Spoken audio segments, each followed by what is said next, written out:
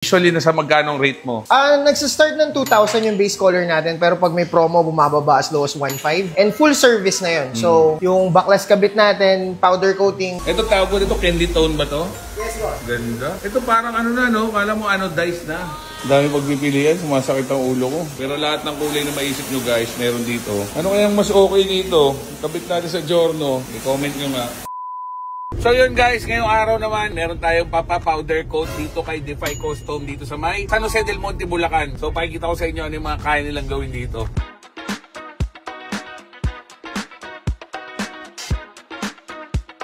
So nandito tayo ngayon guys, Defy Custom dito sa may Muson, San Jose del Monte, Bulacan. So napakarami lang ginagawa dito. Parang bago to. Isa to sa pinakamalaki yata nilang pwesto.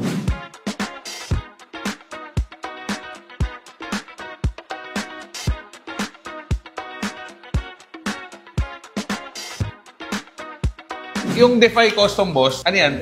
Franchise? Personal owned lalaga? I think 6 or 7 yung akin. Okay. Tapos yung iba franchise. Yung mga hindi ko mapuntahan. Pero Cebu, yung Davao. Defy, ikaw talaga, yung boss. first ng Defy. Opo. Sobrang sikat na Defy Custom eh. Nakikita ko na matagal na eh. Kaya lang, minsan may na-vlog din ako iba boss, pero usually, ano naman yung parang nagpatulong lang, gano'n. Right. Ang dami na rin powder coating ngayon, which is okay nga eh, di ba? Gumanda yung community ng powder coating kasi before, kay ano lang kami. Dati kay Chrome Dazzler, kay Republic. Kay Republic, mga ganun lang nung araw. Dati kasi malalaki, walang maliit, di ba? Tsaka hintayan, kailangan isang buong batch. So ito boss, usually pagka nagpapa-service ng ganito sa'yo, pwede sila mag-walk-in. Yes. Tapos pag nag-walk-in sila, usually nasa magkanong rate mo? Nagsa-start ng 2,000 yung base color natin, pero pag may promo, bumababa as low as 1,500. And full service na yun. So, yung backless kabit natin, powder coating, strip to metal, and assembly. So 2,000, kasama na yung kalas kabit. All in na yun, boss. Wala nang additional yan. Sobrang mura lang. So kahit buwan-buwan ka pala magpapalit ng kulay, pwede. Pwede. So 2,000 base color, nagkakatalo na lang sa special color. Yes, kasi iba-iba ng origin. Meron tayong local dito sa Philippines, merong galing China, meron din galing US. Okay, pero may warranty yan, boss? Meron yan, boss. Usually, gano'ng katagal? Depende sa origin ng paint. Kasi Okay. ang nagde-decide niyan yung manufacturer. So, Pinakamabilis, nagre-range 6 to 1 year. 6 months to 1 year. So, pag nagpagawa ka dito, 6 months. Pero usually, sa experience ko, pag powder coat, Matibay talagang naman tumatagal talaga. kasi pang mainit, eh, no? Kasi dati nga kami, pintura lang ng mugs, pero tumatagal din ng 2 taon, 3 taon. Oo. Tapos dito, boss, kalas sila, pili silang kulay, pwede nilang antayin. Yes, boss. Around 2 to 4 hours depende sa papagawa. Mabilis lang pala. So, syempre, strip to metal yan. Hindi kami nagpapatong ng paint. So kinakalas talaga. Yes. Parang Stripin talaga tanggalin yung pintura. dating pintura. So, yun yung reason ba tumatagal kapag repainted, patong-patong. Maraming Siyempre, beses. babakbakin natin lahat Okay. yun. Bago pinturahan ulit. Ayos. Ito, boss, ano to? Laser cutter to, boss. So, yung nagka-cut ng... So, yan yung mga plancha. yung gagawin na yun. Kung anong, pero kung may naisip kang forma, may pangalan, pwede yun. Oh. So, ganito na gagawin niya. Grabe, no? Parang printer na malaki na pambakal, no? Binend lang namin. Ngayon, tell natin yung powder. So, pag powder coated, sobrang tibay na siya. Hindi na siya yero, tapos sabitan ng helmet. Galing. Galing niyan, boss, ha? Pag may naisip akong idea, boss, ano ko sa'yo. Kahit yung mga accessories ng tama. Oo. Mas gusto ko yung parang stock lang na kulay, boss, ng ng auto. Parang ganon. Yeah, metallic silver. Tapos ano yung ibang silver mo, boss? Ito, mga dark na to, no? Gray na to, Antique silver. Oh, parang textured. Ito, boss, mga silver mo to. Ito, boss, electro, pero ito po may top coat. Okay. Pero ito po wala kang top. Okay. Ikaw, anong bestseller mo sa silver? Alien silver. Ano yung itsura nun? Ito, alien silver. Ito, para sa'yo, bestseller yan pagdating sa mags? Opo, kasi ito po yung mga galing namin ng US powder. Ito, alien silver naman ang tawag. Kaya kung gusto lang ng silver sa white, nagaganda ako parang stock lang na auto. Na white. Ano yung tignan? Oo, pwede rin brown, no? Oo, boss, yung bronze chrome. Parang mga ganito. Oo nga, no? Pwede rin. Oo, pwede rin yan. Parang okay din tong mga Ayan, mga ganyan. Dami pagpipilian, sumasakit ang ulo ko. Lalo na to, maganda, oh. Ito, tawag ko dito, candy tone ba to? Yes, boss. Ganda. Ito parang Kala mo dice na. Parang... So, chrome base siya, tapos translucent lang. Kaya mas mahal yan ng konti. Okay, stage coating ang tawag. Pero lahat ng kulay na maisip nyo guys, meron dito. So babayaran natin dito guys yung quality siyempre. Ano kayang mas okay dito?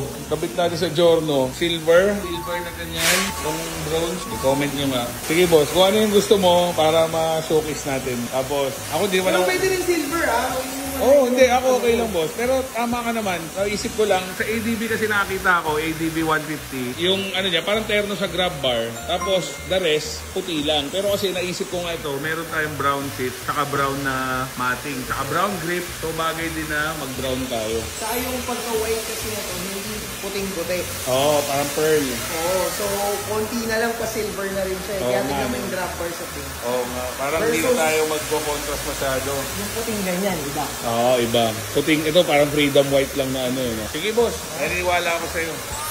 Specialty mo yan. So, makita natin mamaya yung finished product na ito. So, kanina yung before, nakita nyo color black lang siya. So, ito na yung after niya. So, ganun lang siya kabilis guys. Ito, boss, tapos na sandblast yan, di pa? Ang ginawa pa lang dyan, chemical. So, chemical, nalis natin yung stock na paint. So, kumbaga sa auto, strip to metal talaga to. So, wala nang dating pintura. So, ito, parang mga nakikita natin sa IKEA. Pero parang sa IKEA, parang plastic eh. Hindi yan sa mga. So, ito, metal siya, ng powder coated. Tapos, saan mo gusto ilagay, yung pagkakapo, depende sa'yo. So, yan, may lagayan na, tools. Ganda, no? Parang aesthetic talaga. No? Maganda sa garahe, no, boss? Yung mga mahilig sa ano yan, no? Kompleto. Galing, no? Ayos. Tapos, customize sa kulay kung ano gusto mo. Ito, boss, pwede mo ibenta ng mga sepe-sepe rin to. Yun ang mangyayari talaga sa akin. So, ikaw lang magbubuo kung ilan ang gusto mo. Oo, pwede. Kung marami kang helmet, marami kang jacket. Assembly mo. So, ito, lagay ng helmet, tapos mga susi mo nandito. Galing, nga. Kasi ito, tool part ng tawag. Lahat to, boss, from scratch ikaw may gawa. Wow.